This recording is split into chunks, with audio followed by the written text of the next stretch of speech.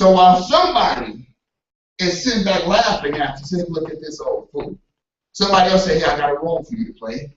I got a position for you right over here. I need you to do exactly that. Let's clean you up a little bit and let's get you going. And you know what? All the stuff that looked like they were all playing around was doing nothing or preparing them. See, an idea is a salvation by imagination. How do you want your life to be? Once you keep game on that, you get a different attitude.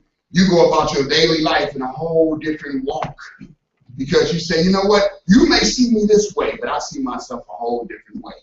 And when people see you in a negative sense, that's fine. Let them live in their own misery. You see yourself the way you really see yourself, so that you are crowned the king of your life. And you start moving. See, to get your idea to become your living reality, there are things you will have to go through. See, people don't want to go through that. Going through is a part of the process. So a lot of times people will go to and say, that look like it's going to be pretty hard. And then they'll go get it from somebody else who went to. Not through. Just went to the doorway. You know, and you hear somebody like, I don't know, it don't sound like they're doing too good in there. Because have you been spooked before? Been scared before? It might make you yell out, like, oh!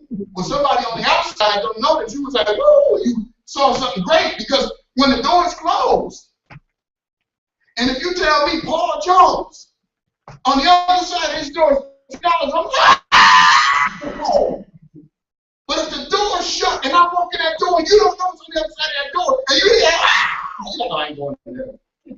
I'm spooked. Why? I know a guy. He went on that door where they said it was great, but it's a trick. Because everybody that walks through that door, all you do is hear them screaming and yelling. But they don't know if that's joy. So people just let little things take them out. But I tell you, if I walk outside and see a Rolls Royce Phantom, the kind I want, could be a Phantom or a Ghost, late model, not the old, but the newer. I'll take the drop or with the hard top. It's fine, okay? Long as it ain't got no ill-begotten way, and I can drive and ain't got to be watching my back. You understand me? And I can go down the street and everything is good, ain't a scratch on it. It's the way I envision it. When I walk out of this building and see that kind of vehicle, you're going to hear me shout, right? So you got to understand, when a person is shouting for joy and a person is shouting for out of anger, behind closed doors, it sounds the same. So we have to make sure that we don't allow the process to spook us. Because sometimes you got to hype yourself up. You know, have you ever stood outside a locker room of a football team and they're hyping each other up? Sometimes they're hitting on the helmet and they hit the shoulder pads, and they're yelling, ah! And you hear them, and if you're on the outside, you're like, what is going on in there? But they have an image of walking out of these doors and running out to that field and annihilating the enemy that stands before them. See, we got to get that attitude when we wake up in the morning. You got to think, boom, boom. You got to get that attitude where you like, you know, get your theme song going. It's like, oh, anything to get in the way. When you walk up that door, you come out early in the morning, like, ah, going. And you're like, look at him. He's excited to get his day going. See, people, they leave their house yawn. They leave their house really not wanting to go through the process. Leave their homes complaining. And they even have a job to go to. It's like, oh, man, yeah, we got to do this. We got to go through that. I remember old Ed, God bless him, you know, yeah, they making us do mandatory overtime, if they call it. And I'll be like, yeah, so you know what that made me as a kid growing up? Made me fear overtime. But let's break down the essence of overtime. That means more money. Now, to a guy who's motivated like me financially, I don't mind working. So if you're telling me I get some OT, see, think about how we can take a positive word and turn it into a negative word. And then next thing you know, we get to the store and we look at the price and we get mad on the government or somebody else and say, now they know these prices is too much. But you just turned down the OT. See, the reality of moving forward takes you through a process. And sometimes you don't want to go through that process. You know, so people just get messed up on the process of it. So let's just go through some things here. The reality moving forward consists of these 4 steps. Number 1 is clarity of vision. It is hard for me to tell you my vision, as the word says, make it plain, write it on tablets, make it clear. You know, we've seen that before, especially those who understand the Bible. It even tells you, write your vision, make it plain. You know, I could go put that on there, but let's be real. After so long, you can only tell a man, write the vision, make it plain. Then I'm even like, write the vision and make it plain. Then when they come back with the next one, well, this is what's going on. Did you write the vision and make it plain? Plain means it needs to be clear.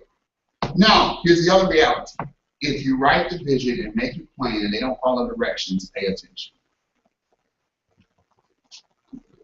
I'm going to say that again, because somebody needs that. If you write the vision and you made it plain and they still don't listen, you pay attention. Now, that's not permission to go and condemn somebody. That's you always taking personal responsibility of your own destiny. To say, okay, wait a minute, I'm trying to grow. And if you're trying to grow and you understand that there is always going to be a process to grow, think about it. When you are in your car, there's a process that must happen for that car to go. Am I right or right? So we can start as basic as number 1, the car just needs to work. It's like it needs to work. Yeah, you got to have gas in the car. You got to have oil in the car. You got to have antifreeze in the car. And you can't even put windshield if it's snowing out. You can make the mistake I made one time. I put some other rain pots. I won't trip. I put the windshield washer fluid and 10 below 0 weather. I think it's past the statute of limitations. I can tell this story now. 10 below 0 weather and the antifreeze thing. And I was like, this right here going. I'm like, I just poured the windshield washer fluid and the antifreeze thing. And I'm like, man, see, I ain't paying attention. It was so cold, all I saw was that this is blue, that's blue connected. Right? But I wasn't being clear on the vision. So, therefore, you can make simple mistakes, not even on purpose, when you are not paying attention. So, we have to be mindful of that. See, clarity of vision. If you are traveling on a narrow road, in the darkness of the night, you will need to see where you are going. Am I right? So that's why they came up with headlights. If it's raining, then they came up with windshield wipers. So no matter what, all of that is designed. If you got a Range Rover, then the windshield wipers will even wipe the front headlights. It's like, that's cool. Anybody ever seen that where you get night and you'll clean your windshield and then you look and you see your whole lights flickering. It's like, and you get to play with it again. Okay, I'm teasing those things. Got rainbow. Okay, now from here, you may all have a skill set. Think about this. So a lot of people are like, I know how to do this and how to do that. But if you're not transparent in the vision, you'll wreck. No matter what it is, we all got certain skills that we can bring out. We can pick on, you know, I'm just going to talk about the greatest to ever do it tonight, like a Michael Jordan. He had the skills, where he had the ability, but he still had to master his skills and his ability to do it. That means that I was watching a documentary on Mike, and the trainer said, now this is crazy, one trainer said Michael Jordan outworked him. And I'm like, wow. So here you are, a trainer, and you are hired to train this individual. And when you are saying we are done, this individual saying I'm not done. So many people who say they want to be great, they let somebody else dictate what their greatness is by telling them you're done now. Jordan would say, no, I'm not done. You can go home. And I'm like, wow, how powerful is that? You know, they have the greatest, you know, offense. And they have one of the greatest defenders in the league, Scottie Pippen. You know how they practice? He would tell Phil Jackson, I want Scottie to play me on defense because I need to play against the best. So he knew that if he practiced hard, and he was hard working at practice, the games actually were easy. And I'm like, you know what, how about that? How about you do everything hard behind the scenes so when you step out, you look good automatically, and you make it look easy, huh? So people are going to look and say, oh, this person is blessed, this person has it easy, but they don't know. You like the duck. See, when a duck is on the lake, you just see the duck in his head just moving, and the duck looks smooth as can be, right? But what you don't realize is underneath the water, the duck is paddling like crazy. And you see the duck moving, but on top of the surface, it looks like it's calm and composed. See, some of us are out here and we paddling like crazy, but we just make it look easy. See, you got to understand that if you're going to move forward, you must do the right things and stay clear. Make sure those working with you are clear. You got to be transparent. See, transparency is to see what actions. See, think about that. Transparency is operating in such a way that it's easy for others to see what actions that need to be performed. It has been defined simply as the perceived quality of intentionally shared information from a sender. When you intentionally give information, that is called transparency. When you intentionally speak a vision, now everybody gets it. We all know what Dr. King said, I have a dream. I don't need to go there, do I? His dream was for little kids of any color to be able to sit together, not even mattering what their backgrounds are. You didn't have to be rich, poor, wasn't, okay, you're the rich white kid with the rich black kid, so that's the only reason you're all together. No, his dream was for everybody, no matter what, to be together. What's your dream? Is it clear? Are you willing to go through the process? Because if you're not willing to go through the process, and if you're not willing to make it clear, then you're going to have a problem with number two. Number two is willing to sacrifice. It's easy to talk about the life that you want. And trust me, as a business owner and a mentor and a teacher, I tell people all the time, you know, if you just do this, this, and this, your whole life will change. And then next thing you know, they come back with obstacle, objection, and obstacle, and objection. You know, I was speaking to a gentleman today, and he was like, well, people are trying to learn how to do it. And I said, you know what? You know, those are people who come with excuses. If you just go out and talk to people, and talk to enough people, that's called the law of large numbers. You understand that? Have you ever seen like a funny looking man with a beautiful woman? I didn't want to call him ugly. You understand that? You ever seen that guy like, man, you must got some money, dude. Because she is fine. Yeah, I've been there before. I mean, for real, I know y'all look at my wife sometimes. I ain't had no money when I'm done. I know how y'all look at me, Joseph. I'm here. Definitely going to what's she seeing him? Y'all see how I put that word game together up here? All right, let me stick to the subject. Let me stick to the subject. Sometimes you just got to be willing to sacrifice. But the reality is, that guy that I'm joking about, he may not have a fear bone in him. He don't have that pride in him. That's the guy that will go up to that woman that is beautiful, that nobody else will go up to, and speak to her with respect. And call her ma'am, and hold the door for her, and do all the right things and the nice things. Why, you know, the good, smooth, GQ-looking brothers trying to play that game on her, right? You know, fellas, like, come on, I've been there. I know the game. You're going to put some game and stick that game. Ain't that what we used to say? They might say it still there. I've been out the game that long. But when they want to spit that game, what they're doing is think about the word, spit that game. Have you ever played a game before? They don't say spit that life. You understand that? Game literally are games. It's like, let me meet you, ma'am. Women do it too. Let me meet you, sir, and let me play a game with that electronic show. Shall we play a game? Y'all see that show? Whatever it was. You know, it's like that's all human beings are doing for the most part, is meeting people and playing games. But the one that goes up and says, I'm not playing a game.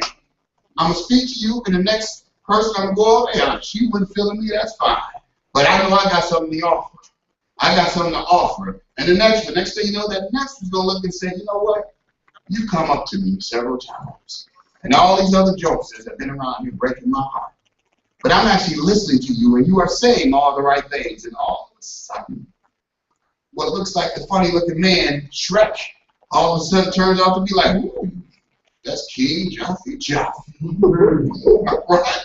So now she done went and turned Shrek and King Jaffe Jaffe, and everything's working right. But he was willing to sacrifice by going and keeping on going. And keeping on going, because I'm going to go through the process until I meet a woman. Women, you keep on going through the process until you meet a man. When you meet that person, it won't be no games. It'll be life.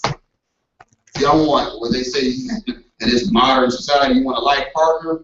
You know, I want my woman to be also my life partner. Y'all with me? So, understand sacrifice is also moving, though. When you sacrifice, this is what people don't like. It's like, yeah, I want everything to work. This is the life I want. I want to do this. I want greatness in my life. I move. You mean I really got to get up and move? Yeah. That takes energy. And the minute you tell someone it exerts some energy, all of a sudden that's a.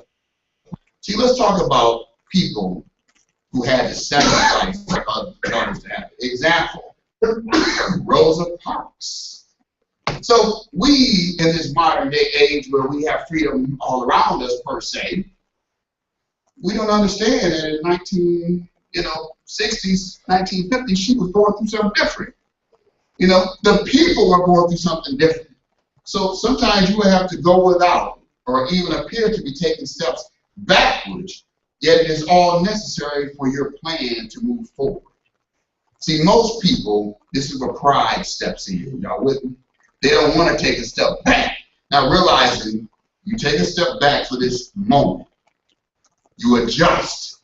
You fix everything that needs to get fixed. And then you swing further ahead.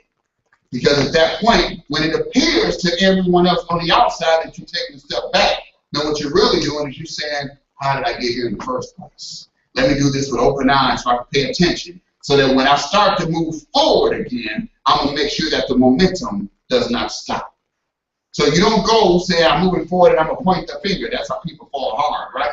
You don't do that. You keep your mouth shut and you look and say, I'm going to move forward, but I'm going to pay attention to the things that stumped me prior. So moving forward takes sacrifice. When you drive a car, you're sacrificing the tires, aren't you? You may have just filled up, but drive 100 miles. Now you got to sacrifice the money and the fuel that burns, right? You got to just pay attention to all this in life. So many people say they want more, but they're not willing to sacrifice anything to get more. The craziest thing, I say this to people all the time. Do you, especially if you have kids, have life insurance? Because sad part, especially people of color, do not have something as simple as life insurance. And I'm going to keep teaching this and keep teaching this, and somebody will be like, hey, well, maybe I should get some life insurance. I don't sell life insurance for a living or anything. I sell common sense for a living. So just basic common sense. Anything can happen to you. Period. If we understand that tomorrow's not promised, we understand that, right? We understand a guarantee we all have. One thing that is guaranteed, we all are going to die, right? So therefore, if you know that's guaranteed and you got siblings, then they are guaranteed wealth. I ain't paying that every month for them. Well, see, that's a curse. Which you sacrifice, and one of the things I always tell my wife, I'm like, you know what? I will be the living sacrifice for our children. So that when we're done, the great-grandchildren will know who I am. Not just my son who can see me and my daughter who sees me, but children whom I'll never meet. You think about this. Be so on purpose with your life. Be so willing to sacrifice with your life that you have children who will never meet you but know who you are. And you know why? Because you did something. See, the reality of moving forward means you took some sacrifices. You did some things and people noticed those little things that you did. That's how you get ahead in life in the first place. See, great achievement is usually born of great sacrifice, and it's never the result of selfishness. Selfish people are not thinking about the future. They're not going to preserve the future. I mean, think about it. Have you ever looked at a bill of yours and said, man, I'm tired of these bills. I don't want to pay these bills no more. And then you have children and realize that, wait a minute, one day they're going to be going through this. Let me make a decision to change something right now so that I can break the generational curse, so that the future seeds of you can sit back and say, you know what, I don't really know what it's like. Here's broke-minded people now. Well, everybody needs to struggle a little bit. I'm sorry, no, no, that's a lie. Everybody does not need to struggle. If you've been advanced, then go ahead and get advanced and stay advanced, right? It's like, what makes sense to get advanced and then say, well, I'm going to go keep it real and go back? Who taught you that? Think about it. That's why I wrote, who told you you were broke? Who would tell you to live your life struggling on purpose? People say, well, I don't do it on purpose. Yes, you do. We can debate about that all the night. Yes, you do. It's like, why? It's education out here. I'm not talking about education out of school. Because YouTube exists. Because Google exists. You can teach yourself the whole real estate game for free. But some people won't even sacrifice the time to do it. Let me move on to number 3. Believing to the end. That's big right there. You have to believe you will make it till you make it. There will be people who will have a hidden time clock on you. Do not, I repeat, do not base your success on their hidden time clock. That's not clarity. Remember, you had to be clear first, right? So, although it may tarry, wait for it, because the vision will not lie. Now, if you're sitting down doing nothing, then you lying. Y'all get the difference? You cannot sit in the same spot and say, this is the life I'm going to have, and not get up and do something to advance yourself. And then say, well, it's just not working. It's just not working. No, it is more so that you are not working.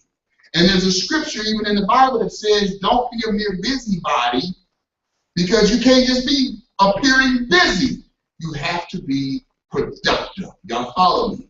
When you're moving forward, you'll be like gauging yourself. Say, okay, today we were here, but we want to be here. So now we have to track ourselves. You have to look at where you're going. When I was on a big decline in weight, I tracked myself. You never track yourself when you're gaining. When you're doing wrong, you don't track yourself. You just go do wrong. But whenever you say, you know what? I'm going to lose this much weight. You know what I mean? I weigh myself every day. I watch calories every day. It's the same thing that you do, because I know what it's like to lose 80+ pounds. Y'all look at me like, you do? Yeah.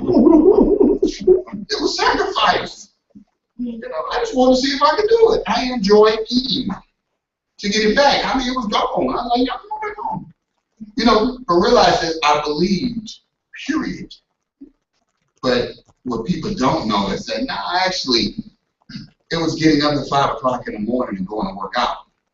Sometimes you have to get up. If you're slow paced, you're like, well, I'm slower than everybody else, then you got to get up earlier. That's just the way it works. You have to get up earlier. You have to do a little bit more so that the people who are faster, by the time you get to the end of the day, you're done too. It may took you an hour longer. That's fine. Nobody said that. If you yourself as a handicap, then start earlier. But don't use it as your excuse to say, well, I can't do it because of this handicap. No, that means you got to start earlier. You got to leave earlier. Y'all get that? Success is still for you. Well, see, without true belief, you would give up. Period. When you see people quit, I see quitters all the time in life. Whenever they quit, like, they never believed. Half the battle to success is belief.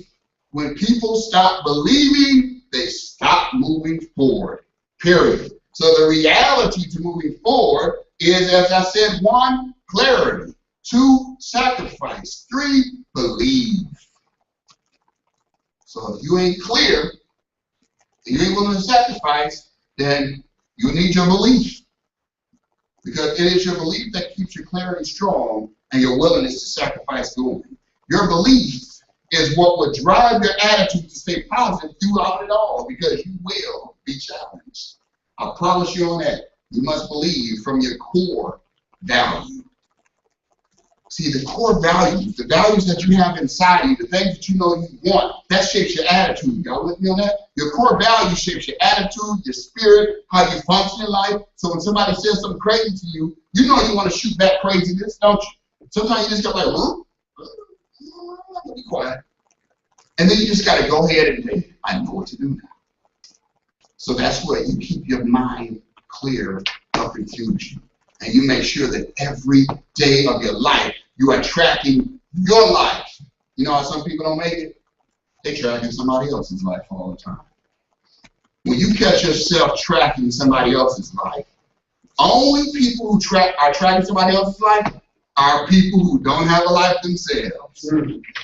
Period. So that's why it's important to believe in yourself so that you are tracking yourself to get ahead. And if you have a life partner, if you have a teammate, you have a business partner, you have somebody to step in with you and say, you know what, we're going to get this. We're going to make it. So don't let fear or insecurity stop you from trying new things. Believe in yourself. Do what you love. And most importantly, be kind to others. Period. See, when you believe, you go strong, you go hard. Number 4, this right here is crucial. You must be willing to share. Your willingness to share is proof of things working. When you meet people like, I'm not going to share. Your willingness to share is proof that not only is it working, there's going to be more to come. There's going to be more in store. Things are going to continue to grow. But when you meet a hoarder, you ever met a hoarder? Those are people who don't believe that they're going to have another day. So there's no, I'm going to keep this right here. I know people like that. Won't support their grandchildren, their children, none of that. Just won't do a couple lines of credit off for no reason. Just boom, done. Like, for a reason. So you have to recognize that. It's like, no, you're not willing to share. And they don't understand that that is a key foundation to being blessed. After all the fighting you do, you got to realize this. You must be willing to go do the necessary things to get ahead. So, I mean, think about it. You're going to take abuse. You're going to struggle. And you'll do this just for others to share the excitement of your victory. You know, it's funny how you look at an owner of a sports team, and when they're in the boardroom, and they're dealing with the attorneys and the other, agencies and the sport agents and all of the stuff to make it work, and say they're buying a team, and they go through all of this, and they deal with the bankers and the investors, and they get all of this to work. And then people who don't have a skin into the game, have any skin into the game, say, you're messing our team up. This is like our team. They will say, I don't like these owners. I mean, I think about, I always try to pay attention to words. You don't like an owner?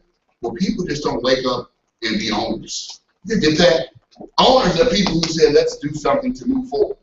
Right? So the reality of moving forward, and you see an owner, that is somebody who did something, and now they're putting teams of people together and saying, now, let's go win the game. And let's all share in the victory. But haters get on the team and they disrupt. It's called office politics. Some call it silos, different groups. I remember managing Taco Bell's. This is your automatic get fired with me when I was a manager. That's not my job description. I may not walk up like you're fired, but from that point on, it'll be hard to get scheduled again. So if you have nothing on that schedule, I ain't have to say it. Like, you know what? They come in at 2, it'll be funny. You ain't scheduled in 2-3 weeks. And they come in there, why ain't I on the schedule? You know what? Forget this job. I don't need this job anyway. Right. That's why you're not on the schedule. I didn't schedule you by design. That didn't accident. I didn't want you there no more. I just was going to put up with the arguing with you. But I have the ability to hire somebody else.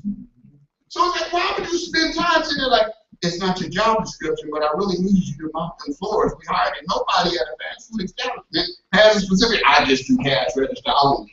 No, one day to go stuff a taco, then you better go out and stuff that taco you need. It's like, so once that attitude hits, you say, okay, you just disrupted the flow of moving forward. At that point, you say, you know what? Anybody trying to go to work and have a hard day, are they? Nobody wants to go to a ball team and have a hard day. Nobody wants to go home and have a hard day. People don't need us all self-inflicted. Like, it ain't self-inflicted. She said this to me or he said that. It's self-inflicted. It is you not knowing yourself or having a problem about something in the past that you didn't speak up about. And then you're saying, let's move forward. And people are looking at you and say, no, I'm not going to move forward. Then it's like, that's not my job description. In life, kids do it, families do it, the whole nine. They may not say it in those amount of words. But you got to say, you know what, then I can't schedule you no more. It's like, why? Because I need things to work. We need to move forward. Are y'all ready to move forward in life? See, when you're ready to move forward in life, then you understand that you have to be a blessing. See, one of the things that you meet people with, like, and they praise little. I'm like, be thankful for little, but don't praise little, okay? Understand that blessings are for those who share. It is easy for people to receive blessings and enjoy them for themselves. Ironically, though, blessings can distract us from God and into ourselves. You ever meet people that get caught up into themselves? It's like, man, I did. Look what I did. Look what I did. I caught myself doing that at one time. I had to change my tone. See, it was a thing I was reading one day, a memo or bio. I didn't write it. And it said, Paul Jones, a self-made millionaire. And I've read it several times before. Y'all get me? But one day I read it and I was like, self-made? It's like, I didn't do that by myself. There was a team of people that helped me do that. You get that? It's like I would have to go down a list of people, my wife, my assistant, some friends, my mother, my uncle. Why? It started us. So when a person says they did something by themselves, no, you did not do it by yourself. So, therefore, I had to replace self with God. Now, you think about that in your own personal life. Now, I'm not trying to preach at you, I'm just teaching. If you take the word self out and put God in, leave it there. See, understand? But blessings are given to us so that we might produce more fruit. And if we don't, there is a word of warning here. Blessings are a sign of God's grace. That is His goodness to us, even though we don't deserve it at times.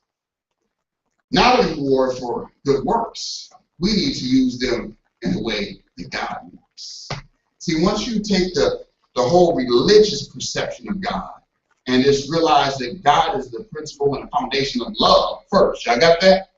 And then you say, you know what, I get it. Because I love this person, although they may not be treating me with the love that I really would want right now, I'm going to go ahead and respect them anyway. I'm going to go ahead and show love anyway. I don't have to know them. You know, people only help somebody because they know them.